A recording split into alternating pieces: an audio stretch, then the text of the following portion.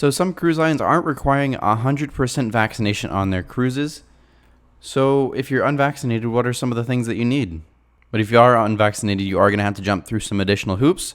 So let's take a look at some of the things that will be required for non-vaccinated guests.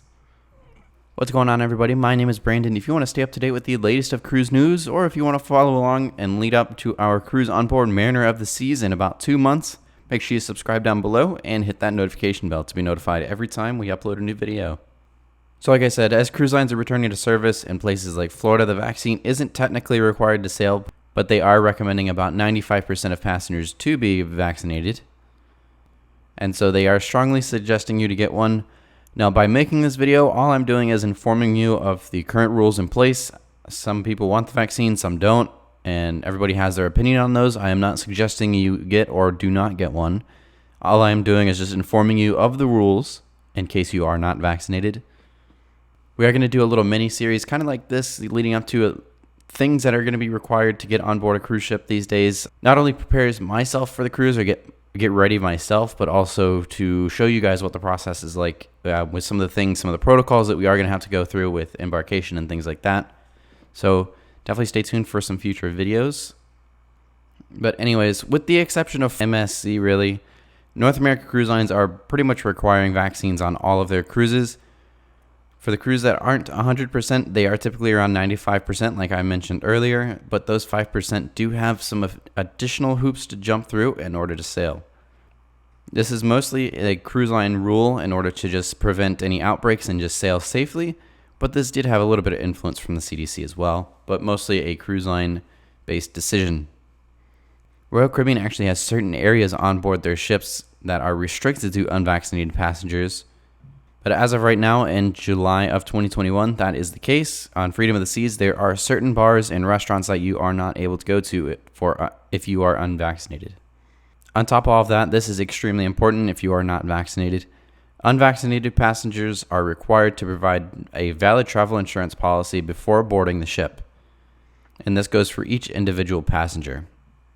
For example, if you're a family or group of 3 and none of you are vaccinated, then all 3 of you would need your own policy. This goes into effect on August 1st for Royal Caribbean and July 31st for Carnival Cruise Line. Now, the reason I'm making this video is because Carnival Cruise Line actually just put this in place just a few days ago.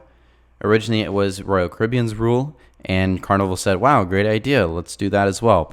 Not only does it kind of protect the cruise lines, but it also protects yourself. If anything were to happen, you have insurance to cover something like that.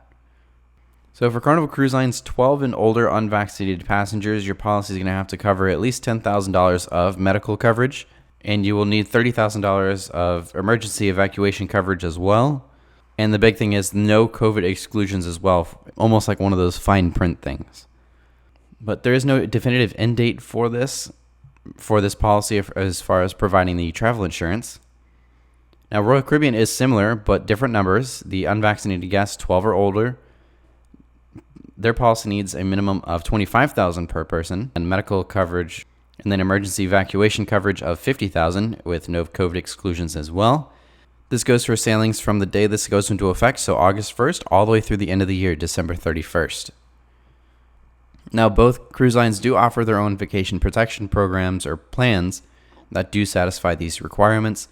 So if you're afraid of really know where to go, the cruise lines do offer their own insurance policies. Now, Carnival's website does state that if you fall into that unvaccinated category and do not come to the port with a valid proof of insurance, then you will be denied boarding and you will not receive a refund for your cruise. It seems a little harsh, but they do tell you ahead of time, and they make it very clear that you need that insurance policy before even getting on the ship. So make sure you have that for sure. Never want that to happen because that could be a little pricey. And same goes for Royal Caribbean. Their policy is basically the same. So anyways, that's all for today's video. I really just wanted to make this to inform you guys. Carnival just joined in this insurance policy. Carnival just joined Royal Caribbean like maybe a day or two ago as far as requiring this insurance policy. So I definitely wanted to keep you guys up to date.